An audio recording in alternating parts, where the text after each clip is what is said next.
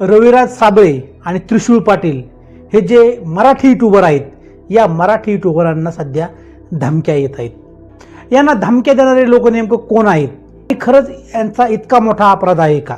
महाराष्ट्रात सध्या एवढे गुन्हे घडत असताना रविराज साबळे आणि त्रिशूळ पाटील यांचा खरंच एवढा भयानक गुन्हा आहे का? काही अंधभक्त रविराज साबळे आणि त्रिशूळ पाटील यांना का टार्गेट करत आहेत? कालच रविराज साबळे यांच्या आरोग्य विभागाने नोटीस पाठवली होती आणि याच घटनेसंदर्भामध्ये आजच्या व्हिडिओमध्ये आपण थोडक्यात बोलणार आहोत।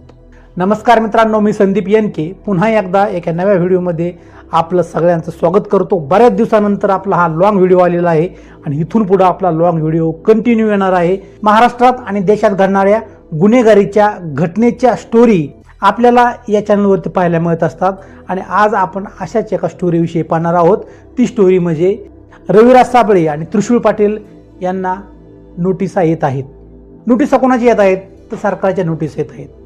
सरकारी कर्मचाऱ्याकडून त्यांना नोटिसा बजावल्या जात आहेत। अंधभक्ताकडून त्यांना धमकावलं जाते। खरं तर त्यांचा गुन्हा आहे आणि गुन्हा हा मान्य केलाही पाहिजे। त्यांचा गुन्हा आहे की ते सरकारच्या विरोधात बोलतात। का बोलायचं? त्यांचा गुन्हा आहे की जे तथ्य आहे या तथ्यावर बोट ठेवून त्या गोष्टी करतात। का करायच्या? सरकारची चुकीची धोरणं जर असतील तर ते त्यावर व्हिडिओ बनवतात, लोकांसमोर मांडतात, सत्य लोकांसमोर मांडतात। का मांडायचं? अहो, दिल्लीचे मुख्यमंत्री अरविंद केजरीवाल यांच्यावरती मद्य घोटाळ्याचा गुन्हा दाखल झाला, त्यांना जेलही झाली, त्यांच्या सहकार्यांना जेल झाली आणि शेवटी त्यांना न्यायालयानं निर्दोष सोडलं। अरविंद केजरीवाल हे एका राज्याचे मुख्यमंत्री असताना त्यांना जर जेल होत असेल तर हे त्रिशूळ पाटील आणि रविराज साबळे कोण आहेत? खरं तर रविराज साबळे आणि त्रिशूळ पाटील यांनी घाबरून राहायला पाहिजे, त्यांनी गप राहायला पाहिजे। ते त्यांचा आवाज लोकांपर्यंत पोहोचवतात, हाच त्यांचा गुन्हा आहे। कारण तसं पाहिलं तर दिल्लीचे मुख्यमंत्री अरविंद केजरीवाल यांची जर ही अवस्था होऊ शकते तर रविराज साबळे आणि त्रिशूळ पाटील हे जे दोन यूट्यूबर आहेत मराठीमधले, यांची तुलना होऊ शकत नाही। हे साधे जे लोक आहेत, हे यांची खरं फक्त एकच चूक आहे आणि ती चूक म्हणजे ते खरं बोलतात। सरकारच्या गोष्टी तथ्य स्वरूपात ते लोकांसमोर मांडतात आणि हेच त्यांचं सत्य बोलणं त्यांच्यासाठी डोकेदुखी ठरत आहेत। अंधभक्त त्यांना झोपू देत नाहीत, अंधभक्त त्यांना मॅसेज करत आहेत, फोन करत आहेत, धमक्या देत आहेत। सरकार त्यांना त्यांच्या वेगवेगळ्या माध्यमातून नोटिसा पाठवत आहेत। एकंदरीत काय? यांना बेचैन करायचं, एकंदरीत काय?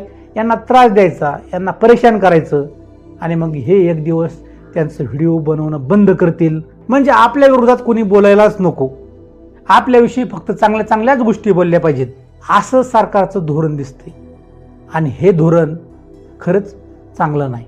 असं म्हणतात की लोकशाहीमध्ये विरोधक हा स्ट्रॉंग असला पाहिजे। सरकारवर टीका करणारे व्यक्ती हे अभ्यासू पाहिजेत आणि ते संख्येने जास्त असले पाहिजेत, तरच ते सरकार व्यवस्थित काम करतं। आणि इथं सरकारचं म्हणणं आहे की आमच्या विरोधात कोणी बोलूच नाही, आमच्याविषयी टीका कोणी करूच नाही, आमच्या गोष्टी कोणी लोकांसमोर मांडूच नाही, सगळ्यांनी फक्त म्हणावं जय हो सरकार, जय हो सरकार।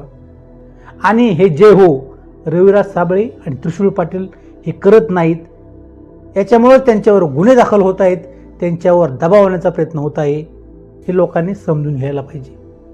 मित्रांनो, आजच्या व्हिडिओमध्ये एवढंच। गुन्हेगारीच्या घटना गोष्टी स्वरूपात तुमच्यासमोर मी आणण्याचा प्रयत्न करत राहील। तुमचा सपोर्ट आणि सहकार्याची गरज।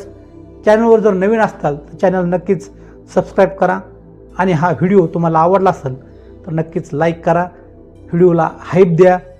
पुन्हा भेटूया आपण अशाच एखाद्या नव्या व्हिडिओमध्ये। तोपर्यंत स्वतःची काळजी घ्या, आनंदात राहा, खुश राहा। धन्यवाद।